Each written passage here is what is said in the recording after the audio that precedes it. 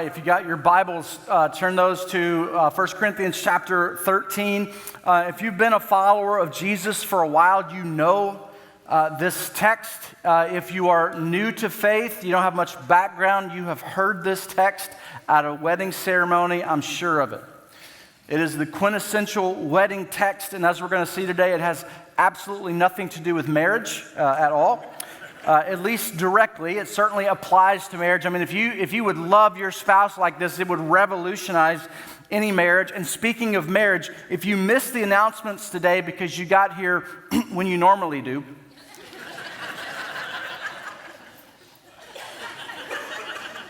registration for our new marriage ministry called Reengage launches today. Reengage officially launches, the ministry launches January 11th. It is a 17-week course that you go through with your spouse. So if you're just looking to pour in and invest in your marriage, or if your marriage is just hanging by a thread, that's what this is for. It runs the gamut. So we're launching this ministry because we believe in marriage here. We've talked about that through this series, and we want to invest in your marriage. We want to equip you to love like Paul talks about in this chapter today, even though marriage is not the context for this chapter. Last week, we worked our way through 1 Corinthians chapter 12, where Paul deals with the division over spiritual gifts that was happening. The Corinthians were abusing spiritual gifts. They were using them to inflate their own importance in the church. Those with the gift of tongues considered themselves more valuable to the work and ministry of the church than those who didn't have the gift, and those who didn't have the gift felt like they were less valuable, less than, and they really desired to have this gift, and it was creating some division in the church. And Paul just lays it out so beautifully clear in chapter 12 that every gift matters. Every gift is necessary for the church to reach its full potential of ministry and mission in the world. And here's what we said last week about that. Every believer has a spiritual gift, and every gift matters to the mission. That was the point of chapter 12 last week. In chapter 14, he's going to talk more about prophecy and tongues, and Ben's going to unpack that for us next week. So 12, 13, 14 all go together. It's a package deal. And so chapter 13, right in between those two, is this unexpected interlude where Paul is rebuking them for their use of gifts. And it's the most well-known passage in this entire letter. Maybe one of the most well-known passages in the entire Bible, again, thanks to wedding ceremonies. So the next time you're at a wedding and you hear this, just lean forward to the person in front of you and say, he's talking about tongues actually here. It'd be a great conversation starter. Just do that. But the Corinthians were so passionate about this gift that it was dividing them as a church, which is the exact opposite purpose of spiritual gifts. God gave gifts to build the church up, and in order for that to happen, every gift has to be exercised with love for one another as its primary motivation. And in order to make this connection, we need to go back to chapter 12 at the end of the chapter and pick it up. Because if you read chapter 13 without reading chapter 12, you get a wedding text, all right? And it's a great wedding text. It's not wrong as a wedding text. I use it as a wedding text. It's just not the context of the text. You know what I'm saying? So, verse 29, chapter 12. Are all apostles? Are all prophets? Are all teachers? Do all do miracles? Do all have gifts of healing? Do all speak in tongues? Do all interpret? Rhetorical questions. The answer to all of those are no. Not everybody has these gifts. God gave different gifts to different people, again, for the building up of the church. So there are no JV gifts in the church. There are those that God may position to score a few more points for the team, right? For the good guys, but we're all varsity players in the church using our gifts to help it fulfill its mission. And verse 31 here, the last verse in chapter 12, is the pivot. He says, but desire the greater gifts, and I will show you an even better way. Now in chapter 14, he's going to call out prophecy as the greater gift. But before he gets there, he's going to show them what's even better than the greater gift, which is all of chapter 13. Here we go. Verse 1. If I speak human or angelic tongues, but do not have love, I'm a noisy gong or a clanging cymbal. If I have the gift of prophecy and understand all mysteries and all knowledge, and if I have all faith so that I can move mountains, but do not have love, I am nothing. And if I give away all my possessions, and if I give over my body in order to boast, but do not have love, I gain nothing. Now, Paul is speaking here in the context of using gifts within corporate worship. Chapters 11 through 14 are instructions regarding the worship gathering. We started this with chapter 11. We talked about the Lord's Supper a few weeks ago. So when you come together to worship, you use your spiritual gifts to serve one another and to build one another up. That's really what Paul is saying here regarding the spiritual gifts. They are not for our personal gain. My gift is not for me to shine in the spotlight. Your gift is not for you to shine in the spotlight. Our gifts are to serve one another. And so love has to be the primary motivation and the only thing that really matters. And he says this is the thing that matters more than any spiritual gift. In fact, he says, if you exercise your gift without love, you've scored 0 points for the kingdom. Like your gift of tongues, as glorious as it is, it's nothing more than a loud, obnoxious noise. Your gift of prophecy, as convicting and compelling as it is just empty words. Your mountain-moving faith, as inspiring as it is, does not move the church. And your sacrifice, as radical as it is, gains the church nothing. Love is the why behind everything we do as Jesus followers. That is the point of this chapter. All right, but this isn't some, sentimental, sappy kind of love. Like Paul's not leading a hippie movement of love and peace. He had been stoned several times, but not that kind of stone.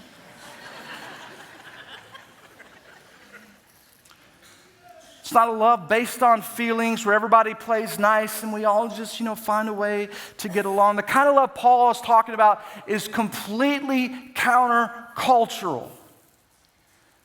Because it's a sacrificial love that always seeks the best for the other person. Now, there are 4 types of love in Scripture with distinct definitions. Our English language is so limited, it falls short. I love pizza, I love my wife, and I love UK basketball. Which ones do I love more? Right? It's just the same word for all of them. And I'll just let you guys guess which one I love more, okay? But that's not how it is in Greek. The Greek has very specific language. There are 4 specific words that have a very specific meaning. There's the word eros. It refers to romantic love. It's where we get the word erotic. Then there's the word phileo, which refers to a friendship or a brotherly kind of love. There's the word storge, which is a familial love that parents have for children and children have for parents. But Paul doesn't use any of those words. Instead, he uses a word that the early church leaders may have in fact made up because it doesn't appear anywhere in earlier Greek literature. This word is found nowhere in earlier Greek literature. So, this word is so unique that it required them to make up a new word just to describe it. And the word is agape. You've probably heard this word before, agape. And it doesn't describe an emotion at all. Author Tim Chester says this about agape. He says, agape, which is love, isn't based on affection or approval. It's totally unconditional, coming as a free gift. It's a decision of the will to act in the other person's best interests, whether we feel like it or not. It's getting down at the supper table and washing your disciples' feet. It's being willing to lay down your life to save people who don't even care about you. It's the way God loves us and the way God calls us to act toward others as well. And so Paul says you can have the most impressive spiritual gifts like prophecy and tongues. You can draw a crowd with your communication skills. You can wow people with your knowledge. You can inspire people with your faith. But if you don't do it with love, you're just making noise. You're just loud and obnoxious. And then he says, you can give everything you own. You can give all your possessions away. You can even give your life away to a cause that you care about or for another person, which all seems very loving, right? When you read that, that's all loving. But Paul is using hyperbole here to make a point that it is possible to make significant sacrifices with the complete wrong motivation. It's entirely possible to give something up in hopes that you'll get something back. And that's self-motivated. That's not agape. Agape love gives not to get something back, but to move something forward. It gives to be a blessing to someone without expecting to be blessed in return. The blessing is in the giving. It's just a purely self-sacrificial kind of love that always looks outward and never inward. And so if you're giving here, or you're serving here, or you're making sacrifices here for the church, but you're doing it to be seen by other people, or you're doing it in hopes that God is going to drop the Powerball number in your lap, it's the wrong motivation. If love is not your why, you're just making noise. And that's what was happening in Corinth. Their motivation for using their spiritual gifts was not love for one another. It was self-serving. It was love for themselves. They wanted to be seen. They wanted to be heard. They wanted to be envied by their peers. And Paul says that's just selfish motivation, and that makes you nothing more than a loud, annoying cymbal. And he was probably referring to the temples of Cybele and Dionysius, which was just around the corner, where worship involved banging on gongs and clanging cymbals together to get the attention of the gods. And many of these Corinthians had worshiped in these temples prior to converting to Christianity. And when they heard these words, they would have immediately remembered that their gonging and clanging gained them nothing. And the message that Paul was sending to them was, your spiritual gift is nothing more than paganism masquerading as Christianity. It's empty and pointless because it's for you and not your brother or your sister. And so the question is, what is love? What does love do? What does love not do? How do we know if we are doing something with love? And Paul goes on to answer that question in verses 4 through 7. He says, love is patient.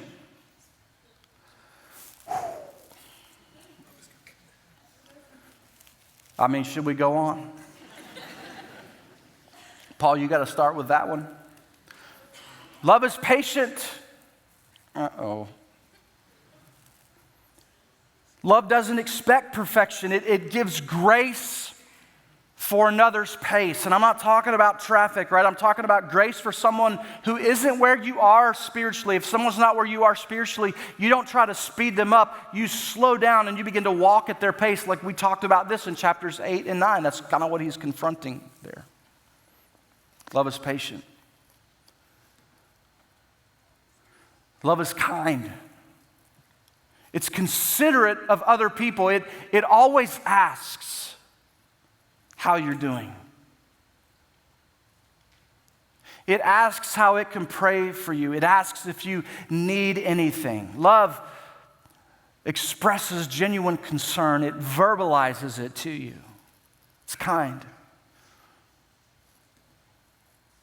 Love does not envy. It doesn't whine over the fact that somebody else got the raise or the promotion or the position or the scholarship. It doesn't get frustrated when somebody else's kid gets the starting position or they get the lead role. It doesn't wish that it had your gift instead of its own gift. It doesn't envy.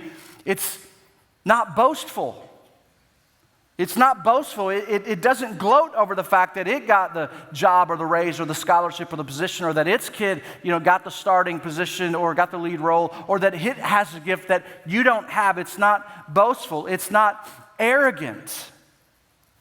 It doesn't have this posture of I'm better than you. Love doesn't look down on other people. Love doesn't have this sense of entitlement. It knows its place. It knows that it needs other people. It's not self-sufficient. And he says it's not rude. It's not rude. It doesn't act inappropriately. That's what the Greek phrase means here. Love doesn't cause problems. It doesn't cut people down. It doesn't cut people off. I read someone who said that we are, our current culture is a renaissance of rudeness. I love that phrase. Like it's a renaissance of rudeness. I think that's so honest and so true. Like our society today, we're just rude. People are just rude. But love isn't. It's not self-seeking. It doesn't stack the deck in its favor. It's not looking for personal gain as its primary motivation. It's others focused. It's you before me, and if need be, it's you instead of me. It's not self-seeking. Love is not irritable. It's not easily upset with the actions of others. It may be concerned, but it doesn't get upset. It understands that people make mistakes. It even understands that sometimes people do dumb things on purpose. And it just stays level. It's always in control of its response, no matter the circumstance. Love keeps no record of wrongs. It always extends forgiveness. It has a short memory. It doesn't hold people hostage for their mistakes or even their intentions. He says, love finds no joy in unrighteousness, but rejoices in the truth. It doesn't look the other way at wrongdoing. Love doesn't sweep sin under the rug. It doesn't justify bad behavior. That's not what love does. It treasures truth. Because it knows the power of truth, and it knows that the truth is what sets us free. And so love always confronts with truth, but also with grace. It bears all things. Love has unlimited capacity. There's no starting point. It's not limited by what's reasonable. It can take things on over and over and over. It believes all things. Love always believes the best about others. It always believes the best about others, even if others don't have the best intentions. Because once love doesn't believe the best about you, it creates distrust. And love does not work without trust. So love believes all things. It hopes all things. It always roots for other people. It knows that no matter how difficult things get, hope is alive because God is not dead, so anything is possible. He says love endures all things. It endures all things. It's relentless. It doesn't quit regardless of how difficult things become. And then he ends with this: love never ends. Feelings do. Desires do. Passions do. But love, authentic love, agape love, never does. When everything else crumbles to dust, love remains. This is what love is. So good luck. Like, I don't know about you. I read that and go, okay, well, that's impossible. I can't get past the first, sentence. Who can love like this? But I want you to notice something here, that Paul doesn't use love as a verb anywhere in here. Love is the subject. Or love is the noun. Love is the subject of all of these things, every sentence, because love has a name, right? And love's name is Jesus. You can just replace Jesus' name with all of this. Jesus is patient. Jesus is kind. Jesus does not envy, is not boastful, is not arrogant, is not rude, is not self-seeking, is not irritable, does not keep record of wrongs. Jesus finds no joy in unrighteousness, but rejoices in the truth. Jesus bears all things, believes all things, hopes all things, endures all things. Jesus never ends. Now, Jesus' death was to pay for our sins. But his life was to show us how God intended for us to live. So if you have checked out, I need you to come back in. Because you cannot miss this. Because if you miss this, you'll walk out here going, I can't love like that, and so I just give up. But you have to understand what I'm about to say right here. Jesus lived on this earth for 33 years, which honestly is a little much. It's a little much if the only point of his incarnation was to sacrifice his life on a cross so that our sins could be forgiven. 33 years is a little much, wouldn't you agree? The cross is foundational to our faith. The resurrection is what our faith stands on. That was a weekend. The death, burial, and resurrection of Jesus was one weekend. So God, why not just come for a weekend? Why not just come for a weekend, get it all done, spare yourself the entire drama of humanity? But here's why. The point of his death was to save us from our sin. The point of his resurrection was to save us for eternity, right? But the point of his life was to show us how to live new life in him here on earth, which is marked by agape. This is why Jesus took 33 years. This is why he spent 3 years of his ministry before he ever took a cross. And Matthew, Mark, Luke, and John, the gospel writers, they give us a highlight reel of what Jesus did and what Jesus accomplished.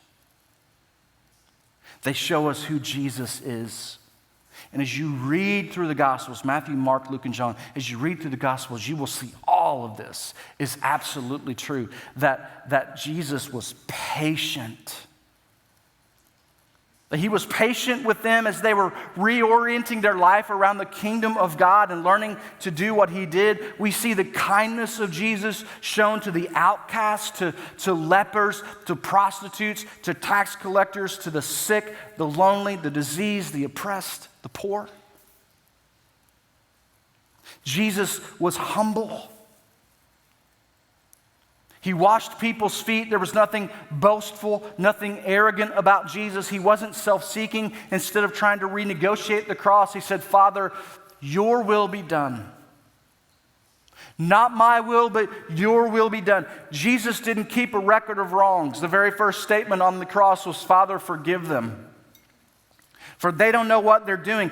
Jesus didn't rejoice in unrighteousness. He called out the religious leaders for their legalistic and hypocritical behavior. Jesus bore the weight of the world when facing the cross. Then he bore the sins of the world when he embraced the cross. He hoped for a movement called the church that would be his representation on earth when he was gone. He endured 3 years of difficulty, poverty, loneliness, rejection, misunderstanding, and then about 18 hours of accusation, abuse, torture, and then crucifixion. The religious leaders were threatened by him. Pilate washed his hands of him. The Roman soldiers beat him and crucified him, and then a few friends buried him. But on Sunday, the grave was empty because Jesus never ends. He is love personified. He is love lived out. He is love with hands and feet and a first name. And just before his crucifixion, he gave a new command to his disciples. He said this, love one another as I have loved you. Agape one another as I have agape'd you. Not eros. One another, husbands and wives should absolutely, certainly exercise eros love. Not phileo love. Friends should absolutely exercise phileo love. Not storge love. Families, parents, kids should certainly exercise storge love. Agape love. Unconditional love. Love in spite of. Love regardless of.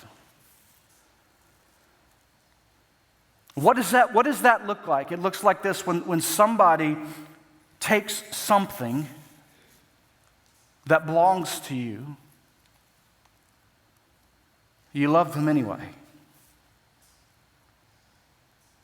When somebody does something that intentionally hurts you, you love them anyway. When somebody does something to betray you, you love them anyway. When somebody says something untrue about you, you love them anyway. When somebody doesn't deserve to be loved that way, you love them anyway. Because all of us were that somebody to Jesus. And he loved us anyway. Sin makes this kind of love really difficult. But Jesus makes it doable. And in order to love like this, you have to receive the one who loves you like this. The love of Christ in you is what enables the love of Christ through you. It's the love of Christ in you that enables the love of Christ through you. We cannot have this kind of love without being deeply rooted in Jesus. Just before Jesus gives this new command in John 15, he gives an analogy to his disciples of the vine and branches. And he says, I'm the vine, and you guys are the branches. They understood this analogy. They understood this metaphor, that the vine is essential. Like branches can't do anything without the vine. And he says, I'm the vine, you're the branches. Remain in me, and I will remain in you, and you will produce much fruit. You stay connected to me, and from me, you will produce much fruit. You'll be able to live the kind of life that I lived. You'll be able to love the way that I loved. You'll be able to love as I loved you. That was the commandment, right? Love one another as I have loved you. Remain in me, and you'll be able to do that. Apart from me, he says, apart from me, you can do nothing. Without remaining in me, agape love is impossible. Like if you've got an apple tree in your backyard, go home, cut off a branch with apples on it, and see what happens. Will that branch ever produce apples again? No. How is it possible for that branch to produce apples? It's connected to the tree. The tree and the trunk is the source of life to that branch.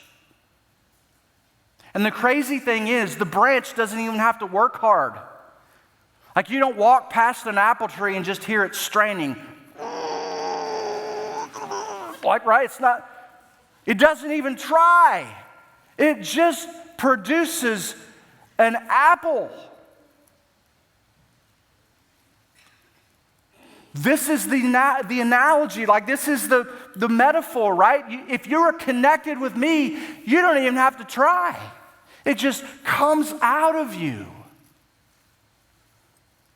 And so if you are struggling with love is patient, like there's another person that's just grating on you, what do? You remain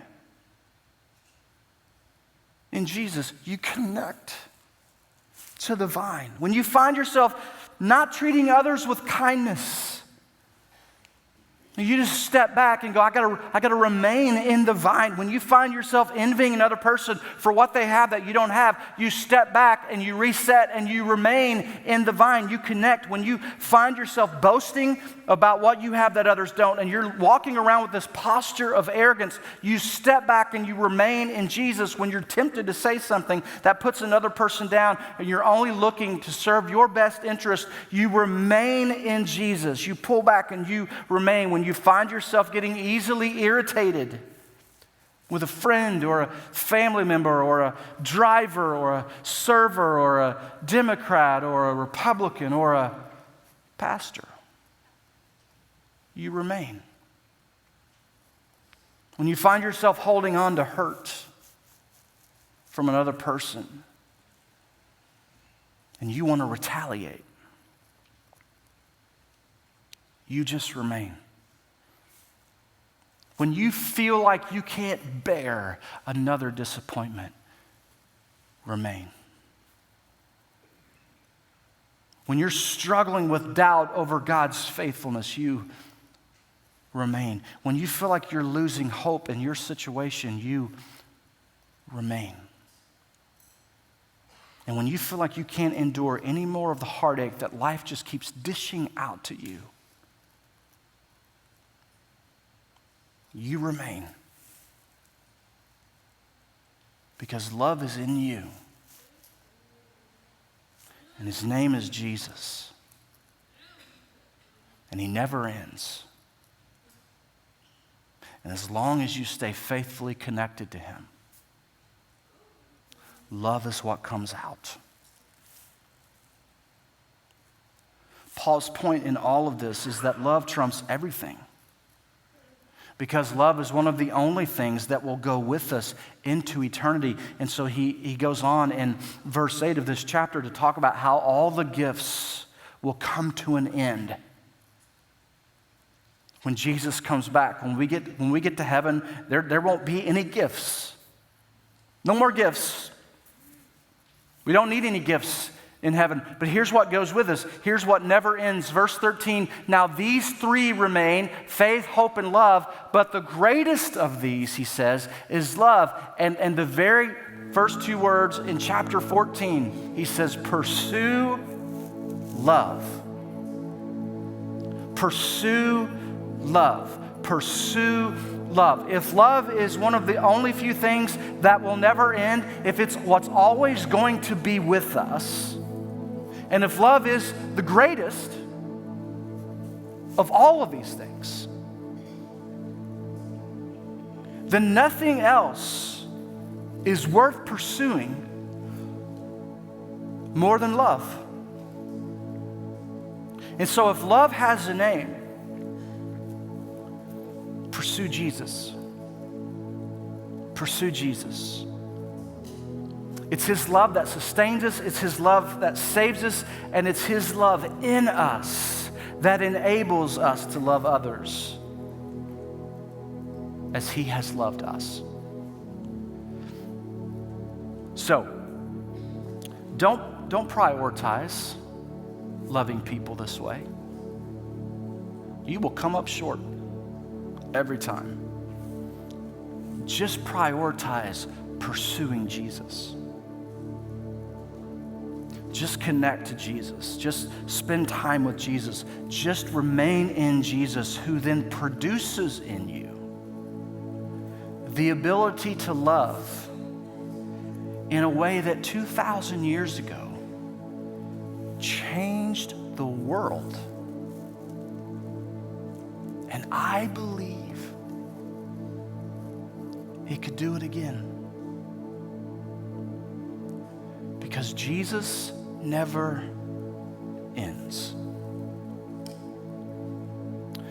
We're going to spend some time with that kind of love right now. We're going to reflect on it as we take communion. And if you didn't get a communion pack, you can raise your hand and our ushers will get one to you. And I want you to remember, we talked about this a few weeks ago, I want you to remember that as you take this meal, we are taking in the death of Jesus. Paul says you are proclaiming the death of Jesus until he comes back. And all the spiritual gifts have ended, and love is the thing that just remains. That's what we're doing. But we're also taking in the life of Jesus. We're taking in the life of Jesus that empowers us and enables us to love like him. So you sit with love for the next few minutes. Connect with love. Remain with love. Thank you, Father, that the thing that you've called us to do is not really hard. It's not difficult, but it is demanding. And it does require us to be connected to you. And so I pray that love is our motivation to remain in you, so that your love would remain in us. We pray that in Jesus' name.